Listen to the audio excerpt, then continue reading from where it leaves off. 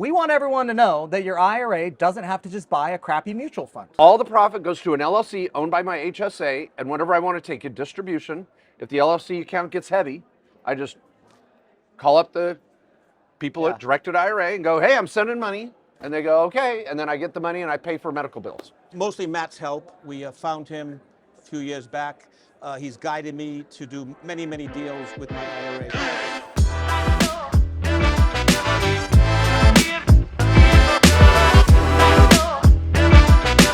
Welcome everyone to a special Directed IRA podcast. We are here in Raleigh, North Carolina at the Self-Directed IRA Summit, the 10th Self-Directed IRA Summit. It's a big deal. We got a live audience today. So we have a little, you don't see the sign behind here. We've got a sign that says laugh and clap and all that. So yeah, I think it'll go well. It'll be obvious.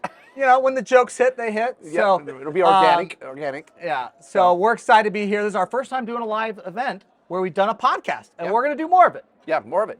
And today's topic is really the people show. We've got several guests here that have done some cool deals. We're going to share ours, kind of get the juices flowing. Yeah. Maybe a couple.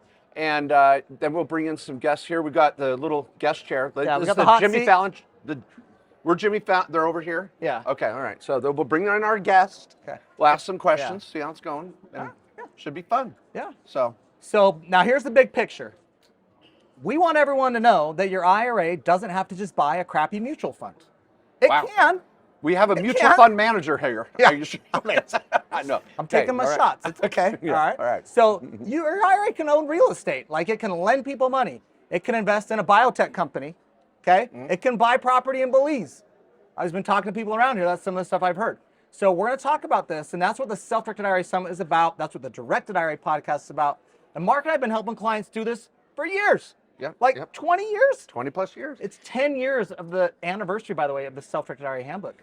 Is it 10 really? year anniversary. 10 years? Wow. We're old. We're getting old. And what's the end game? Why are we all doing this? Why are these people here? Why are you here? Give me some love. Make money? Don't want to pay tax? Wait, you guys are nervous and the camera's not even on you. Yeah. We want to be quiet. We want to make money. Oh, that's right. Yeah. You did yell at them and say, you have to be quiet. No, we want to make more money. And so if we can invest our hard-earned Roth money, our IRAs, our 401ks, and get a better rate of return, that's where we want to go. And that's why we're here. And You mean Wall Street hasn't been doing that for us? okay. Yeah, those ETFs are, Oh, it's so appetizing. Ooh, yeah. All right. So we're going to both share a little homegrown strategy. Yeah. Some of you that are regular listeners to our show have heard some of our, I don't have anything new I've invested in the last year. Yeah. Have I? No. I'll get my new one. I've told everybody my new one. I got a new one. Now, a lot of people don't know your original stuff. So you can, I can go either way? Don't feel like you got to bring up a new thing. That's true. Matt went to a Lionel Richie concert, and he was like, dude, he just played the standards. Dude, he Killed it. played the hits. I'm telling you, okay, don't make fun of Lionel Richie, okay? I didn't even know I was a Lionel Richie fan. And then I went there, I knew every song. It's like it's played in every elevator lobby, and you didn't even know. And when you go to a concert, you just want to hear the hits. You want to hear the hits. Yeah. Don't play your new stuff.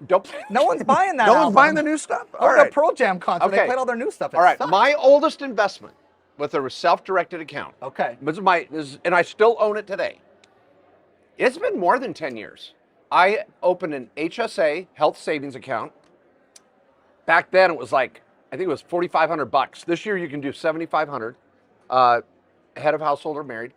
And I had $4,500 and a real estate investor, friend, client in South Chicago was doing low income housing. And he's like, it's seller.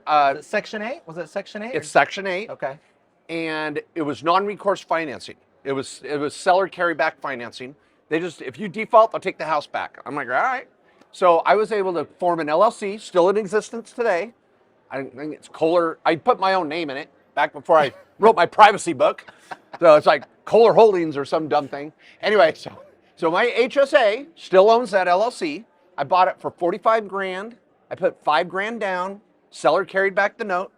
And for the last 10 years, it's cash flowed $100 to $200 a month. Yeah. But you do the math over time, it paid for 2 of my kids' braces and it's tax free.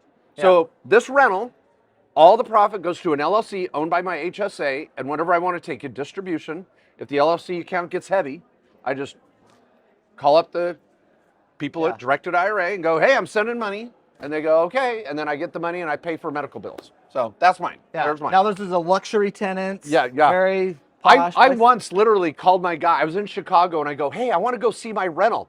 He's like, no, you don't. He's like, I was there yesterday. It was taped off with police tape. There was a big shooting. You don't want to go there. It is. I go, I can go tonight. He's like, you're not being funny. So anyway, so I've never even seen the property. Yeah. I just know you refer to as your meth lab rental. Yes, it is a meth lab most times. No, I've got a little grandma in there now. Little Section 8. Yeah. Her kids are great. Lots of bling. Yeah. They pay rent with cash. You know, I really like it. They're good kids. Now here's what you that can was do, a joke, right? by the way. I cannot get any hits here. I mean, I know, this is really it's a tough. tough crowd. So, but this is a health savings account, right? You can self-direct an IRA, a Coverdell, a Roth IRA, solo 401k, health. I mean, all this, it's not just your traditional IRA or old employer 401k, all these account types. Like there's $35 trillion in U.S. retirement accounts. That doesn't even include HSAs. Yeah. So, okay, your deal. Your turn. All right. Well, my first, we'll talk about our firsts. Okay. You know, who was your first? Woo! Okay. Wow, we're going there. Okay. Yeah, Indianapolis. Is that Indianapolis? So, There's a little hotel in Indianapolis. little Got your LLC out. Yeah, little 3-bed, 1.5 bath. No, but this was a single family rental. Bought it for $84,000. I'm gonna go in detail on it tomorrow for everyone here. But I just had a client, real estate client. He's a real estate broker. He was buying real estate, and he's like, all right, I'm buying properties here. I need some LLC set up. And I'm talking to him in the law firm. We're setting up some LLCs. I'm like, you know what? If you're buying properties, because I know you sell a lot of property, but if you're buying these for you, they must be good. So I go get me one. So he got it for me. And the cool thing is, somebody bought that property first with their solo 401k. Oh. And rehabbed it and flipped it to my IRA. That guy bought it for $40,000 in his solo account. I don't know how much you put into it. I bought it for $84,000. Okay. It was a single family rental. I cash flowed at $300, $400 a month. Now here's the cool thing about this one. Okay, there's $45,000 I put into it. I got a non-recourse loan from a bank for $40,000 for the difference. It's a chapter in my book. We're gonna hit this at the summit if you don't know what I'm talking about. But I was taking the cash flow. Now in 2017, if you remember this, I had about 6 months of cash flow in this Oh, thing. I remember this. This is good. I had all my clients asking me, hey Matt, how do you buy Bitcoin with an IRA? And I'm like, what's Bitcoin? Okay, in 2017, it was a different world, okay? Bitcoin back then was $2,500 per Bitcoin. And I was like, I'll go buy 3 of them because I'd accumulated some cash flow from the rental. So it was this experiment for me to figure out how do you actually do this. I wasn't really interested in Bitcoin necessarily. I was just like curious, how do you do it with an IRA? Well, I used my own existing structure for my LLC that owned a rental property. Okay. And I bought Bitcoin for that video's still out there. Bitcoin's obviously done very well since then, even though it's down. But that rental I sold for $184,000 last year. How much you sell the Bitcoin for? Come on. I still have it. The same Bitcoin? Well, okay. I sold some. Okay. I sold some and I bought some Ethereum. Okay. I diversified. Okay, there you I go. diversified. Yeah, but that crypto's paid off. Yeah. So it was a great investment. And that was my first little foray into it. But so I went to real estate, to crypto, which now I'm doing private money lending. I'm out lending to other investors who need money on deals. I love it. There you Okay, go. there's our story. So, All right. okay, so who's our first guest here? All right, we got Randy Luebke, financial advisor, co-author of Mark's book, Yep. Business Owners Come Guide on to in, Financial Randy. Freedom. Okay. He's so going we to got- come in. So, Do we get closer to him? Are we good on camera? All right. Okay. okay, so Randy, I want to ask you, because we talked for a minute, and one of the things about self-directed IRAs, people always say to me is like, your IRA can own real estate? It can invest in a private company? Did the laws change? I've never heard of this. What do you say, Randy? You grew up in this industry. Yeah, actually. So I was trying to remember the actual date. My son was born in 1987. That's when I got in the mortgage business, right? So that's like 36 years ago. And about 3 years after that, I had a SEP IRA, and I wanted to invest my money in the SEP in something besides the stock market because I just didn't know anything about the stock market. Figured I'd lose all my money, whatever. I don't know the story. This is good. Yeah, All right, yeah, keep yeah. going. So we're talking Or 1990. speak up louder for the crowd too. We're talking. Wow. So we're talking 19. They got to hear you. Yeah. So we're talking 1990, right? And I have this little SEP IRA, and I want to invest in something. And I go, there's people that want to borrow money on second trust deeds, right? So the only money I had back in 1990 was in my SEP IRA. I had no other money, right? Because I was newly married, kids, all that kind of stuff. So there's got to be a way to do this, right? So because you hadn't written your book yet. Yeah, it wasn't out there yet. Not in 1990, right? Yeah. So I looked around and I found it. You don't want to know where I was in 1990, Randy. He was in a jail in Tijuana, but keep going. Good. I was in 6th grade. Where were you? And I had dark hair like yours. I had Mrs. Train. I remember her. Yeah. All right, so I'm aging myself. But anyway, the experience was that everybody told me I couldn't do it, but I knew I could. So I kept digging around until I found a custodian that would let me have an asset that wasn't on Wall Street, that wasn't a stock or a bond. They didn't even have ETFs back then, right? It was just, that's so long ago. And so I started making trust deeds, second trust deeds inside my IRA. Okay, so everybody knows what a second trust deed is, right? So you're lending on real estate. Lending money. In a second position. Yes. Getting interest and points into your IRA. Inside my IRA. In 1990. In 1990. Wow. Yeah. Now, since then, I've owned apartments. I've owned startup businesses. I never owned Bitcoins. That's okay. Which is really bad. No, because I discovered it was like $25 a coin. And I just said, this is the dumbest thing in the world. Oh, my word. Never invested in it. But you could have, right? Yeah. And that's the whole thing. So as a financial advisor, every day I have this conversation. Did you know that you can own anything, with 3 exceptions, inside your retirement account? And they go, what? And they go, why doesn't my Wall Street broker tell me this story? Why don't they tell me about this stuff? Well, it's really simple, because they can't, right? They can't tell it. They're not licensed to. They can't sell away from their firm, so they're not going to do it, right? Yeah. And that's the truth of the matter. So give people a tip, because I know you talk about this quite a bit. Yeah. Is if you're working with a financial advisor and you talked about they can't talk about it. Yeah. Like what should someone look for in a financial advisor? That's a really good question. Yeah. So first of all, 90% of the financial advisors in the entire United States, there's about 300,000 licensed financial advisors. 90% of them work for a broker dealer. Right? So you think about it, you got Chase, you got Citibank, you got Wells Fargo, you got Goldman Sachs, you got Raymond James, you got all these broker dealers out there. 90% of them, those advisors, work for a broker dealer. When you work for a broker dealer, your responsibility, your primary, your employee. Yeah. Right? You have a contract. Make your employer happy, sell their stuff. Sell their stuff, and that's what they do. They'll tell you to sell this many CDs and this many stuff, this kind of mutual fund, and it's usually proprietary stuff. They tell you what to sell your client, and the poor client doesn't know that, right? They just think they're getting good financial advice from a licensed financial, even a CFP, right? A certified financial planner. If they're a broker dealer, they're chained to their broker dealer, and they can't do it. There's a term for it. It's called selling away. Right? Yeah. If they sell assets, they recommend even starting your own business or buying real estate. Even if it's better for the client. They can't do it. Yeah, that's ridiculous. Oh, wow. They can't do it. So you want to look for the initials of? They want to be an IAR, an investment advisor representative, and they work for an RIA, a registered investment advisor. And you can invest your IRA with them. Here's the thing. Of those, so the 300,000, right? And only 10% of them are actually IARs. Of the 10%, 90% of them are actually dual licensed. Yeah. So they work for broker dealers and they're an RIA, right? Or they work for an RIA. So which hat are they wearing, right? How do you know? They don't even know, right? Yeah. They don't even know. So what you really want, this is the answer to your question. You want an independent fiduciary investment advisor. Yeah. Independent, they got to be independent, no broker dealer. And so are you dual licensed? That's your question. Are you dual licensed? You're done. All right. Wow. Okay, awesome. Thanks so much, Randy. Well, Randy, thanks for being here. All right. We'll see you on a panel tomorrow. I'm really looking forward to tomorrow. It's going to be good. Yeah, it's going to be awesome. All right. Yeah. Okay, Randy's going to be on a panel tomorrow. All right. Take care. Thanks, Randy. You're welcome. For those that are catching this on the podcast, if you are wondering what are we talking about, we are here in Raleigh at the Self-Directed IRA Summit. And if you get to SDIRASummit.com, you can buy recordings of our event tomorrow. So you'll probably be listening to this podcast after the fact, and God bless you. You're in the right spot. So go to SDIRASummit.com and pick up a recording. All right, our next guest. All right, let's bring John Shekarchi on. Go around if you don't mind.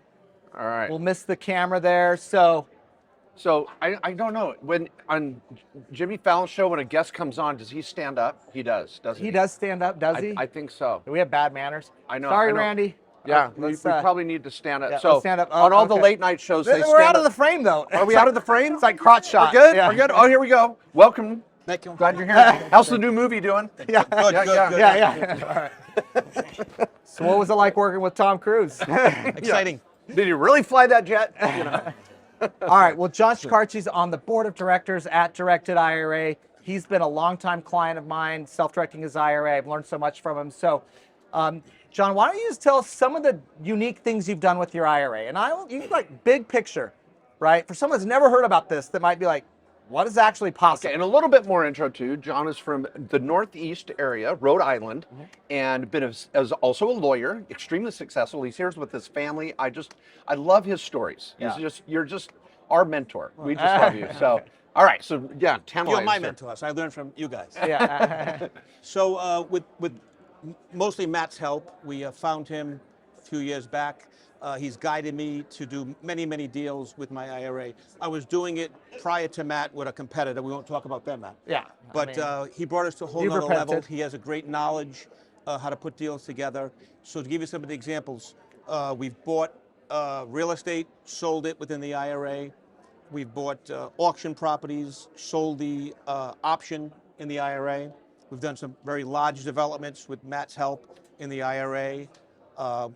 Many loans, private loans. Being an attorney, I'm on the front lines. I see a lot of deals, and we give the loans with the IRA.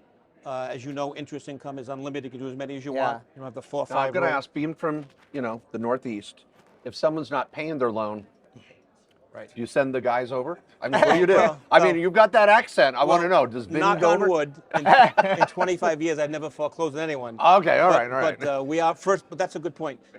I only do first position loans. Yeah. So God forbid there's a problem, we take the property back. You'd love them to default. Well, we don't want to, but we would take it. Yeah. So we do first. Depends on position- the deal. We do first position mortgages. We have equity, which is like we act as a bank basically. So if someone wants to borrow $100,000, we make sure they put down approximately $20,000, and we go into first position through your company directly or with my checkbook control. They pay me every month, and we just make the points and the interest. It's just like a traditional deal, but just growing tax-free. And I'm a big proponent of the Roth vehicle and the Roth lane. I know there are other lanes, but the Roth is me Tax-free. superpowers, tax-free superpowers. When you get a little older like me, you can take it if you want to. Not that I have, tax-free. Yeah. So But to touch me, cut you for a second. To touch on that, with your help, my wife and I, who's here, has 2 daughters, and we figured out pretty early on with Matt's help that we could open up Coverdales for them, put $2,500 in. It's for you, for those who don't know what that is, for children or grandchildren who you want to pay for their school. You can open an IRA for them and do deals within there or make investments and let it grow. And then when it's time for tuition, pick up the phone, wire the money to the school, and so far we haven't paid. I remember your Coverdale doing deals and making some good money. Actually, So we were lucky enough that we didn't pay for Georgetown and Wheaton, and now we paid for law school for both daughters with the IRAs. Wow. Yeah. Which is pretty cool. I mean, that's not cheap. So, That's awesome. But you've done the thing that's nice is, and one thing John always talks about is, and it's funny when he introduces me to somebody, he's like, here's so and so, he's entrepreneurial, and I know what John means is he would be a good person to self-direct his IRA because you're very entrepreneurial. Right. Like you're not just like, oh, just XYZ fund. You're like, you see deals. You're interested in real estate. You have that entrepreneurial mindset, which I think is a trait of successful self-directed investors, right? Right. So 100%. And not that other people can't do it, but if you're not entrepreneurial, where you can't make decisions, this is really not a space for you. Yeah. You can do it. You can self-direct, but let somebody else make the decision for you. Yeah. Right. But if you're entrepreneurial and you know what a deal is, or you're confident making the decision, this is where you want to be. Yeah. So if you see a property worth 100, and you know you can sell it for 200, you use your IRA, buy it, manage it. Don't have a prohibited transaction. Manage it, sell it tax-free, and grow. So what? It's actually pretty easy. And I'm making me get off the topic, but like we talked about at the last summit, people say to me, well, how do I find the deals? It's easy to find the deals. Go into your local community, find the best real estate broker, the best appraiser, the best local attorney, and tell them what you're doing. and they're happy because they're going to make legal fees, and they'll refer you the deals, and you build up a business. I was just going to ask, what advice do you have? And it's building that network of other like-minded entrepreneurs, I guess, step one. Or and that's like where you're at now, where you have deal flow, right? Yeah. I think anybody who's like real estate investor, you invest in VC stuff or startups, like you need contacts. It's all individually based, you know. You're finding deals, and if you're someone that can say, I can solve problems, like a real estate deal that goes bad, a mortgage loan that doesn't get funded, but it's a good deal. Bad title. Yeah, bad title issue that could be fixed. Tenant we can't get rid of. Yeah, like all that stuff. Like, and it's funny because I've listened to so many of John's deals over the years. John's deals all start with a problem. There's a problem with the property, but that's like your opportunity where you come in, and end up making money. I always give an example. Where we're from in Rhode Island, Providence College is a popular school, and there are many 2 families and 3 families near there. And a lot of investors want to buy them and rent to the students and get a little return. Yeah. So I say to people, anybody can go buy a 2-family near Providence College and get the rent, break even, and hope the market increases. I don't want to do that. I want to buy one that has a fire, that has a tenant doesn't want to leave, that has a lot I can cut off, an opportunity to go to zoning and put a 3rd floor on, what I call value add. You want to be able to see an opportunity, have some value added to it, and then anything in life, but specifically in the IRA world, to boost your IRA and make money. Yeah, I love it. It makes it fun, and it's actually pretty easy if you get started. Yeah. You start giving people money in your local area, the word gets out, they'll find you. Yeah. They want the money. Yeah, so we're going to hit that tomorrow. John will be on one of the panels. We'll be talking about that. Of course, if you're catching this later, that would have already been done. Come listen to the panel. Yeah. John, thanks so much. I love Thank it. you. Okay, gentlemen, we'll see you tomorrow. Thank Appreciate you. it. Good job as always. Thank you. All All right. Do we have one last guest? No? Unless Bo's ready. You feeling it or no? Yeah, come on. All right, I feel like we need a woman. Okay, I'm gonna explain. Like, Bo's a little shy. We talked a little bit earlier. She's newer to self-directing, but she's invested her IRA in a biotech startup. So we talk a lot about real estate because real estate's like the tangible, easy thing. Yeah. And there's a lot of like prohibited transaction rules you need to know. You mean so everybody doesn't understand biotech? Yeah. But yeah, like what even is that? I don't know. Come on. This will be good. This will be good. Come talk to us.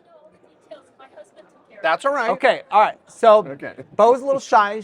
I was like, come on, I'm gonna strong arm you. But you know, you can invest in startups is the point. And we've had clients' IRAs invest in foreign companies. We have a client's IRA that owns a professional Mexican soccer team. We have clients' IRAs that own small businesses, that have owned private companies that went public. Like your IRA can own these non-publicly traded companies. And if you're into biotech or you're into, like, I remember I had dentists, a bunch of them, that all invested their IRAs into like a new mouthpiece thing, you know? They understand that business. Yeah. And they understand like this could sell and this is a game changer. I want to invest my IRA in it. We're always talking about invest in what you know. Yeah. So wherever you see opportunities in the areas you know, your IRA can do it. It doesn't have to be a big publicly traded company. I love it. Okay, I'm going to start this little video here too.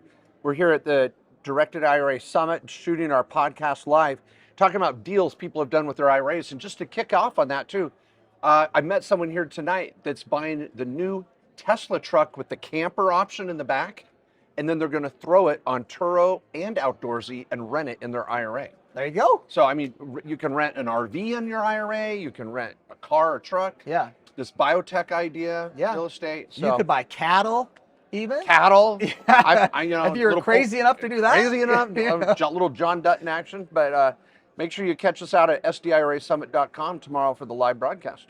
All right. A little commercial interruption there for the podcast. Thank you very much. All right. Well, another thing that came up, and this is again a Bo question about something to do, was, can I own foreign real estate? Yes, you can. Yeah, let's talk about IRA that. can own real estate foreign. We even did a directed IRA webinar with a contact of ours. Had a lot of clients buy real estate in Cabo, in Mexico. How does my IRA own like a vacation rental, a short-term rental, essentially in Cabo? Now you can't go stay at it. This is not for you. All right. Yeah. Okay. There's some rules to that, but it can be a great investment. And so long-term rental, short-term rental, it can be in the U.S. It could be a foreign investment. And so these are all the topics we cover at the Self-Directed IRA Summit. But this is also the possibility of what you can do with an IRA. Yeah. No, it's unreal. And I'm just grateful to the folks that are here tonight, and because we learn from you. It's fun. Every story we tell is from learning from another investor in our tribe. And it's really exciting. And I'm just grateful for Matt, the author of the best-selling book now, 10-year anniversary. Of the first edition. Of the We're in our first second edition, but the first was 10 years ago. yeah. Crazy. So we're grateful for you, the listeners, too, being here with us. We're going to keep broadcasting every week and more to help change America with our IRAs, our 401ks, and just, you know, we don't want to all be on Social Security. We can do better. We can do it, right? You know? Is it even going to be there? Yeah, it's not even going to be there. Who knows? So thanks, everybody, for watching and listening today, and we'll see you next week.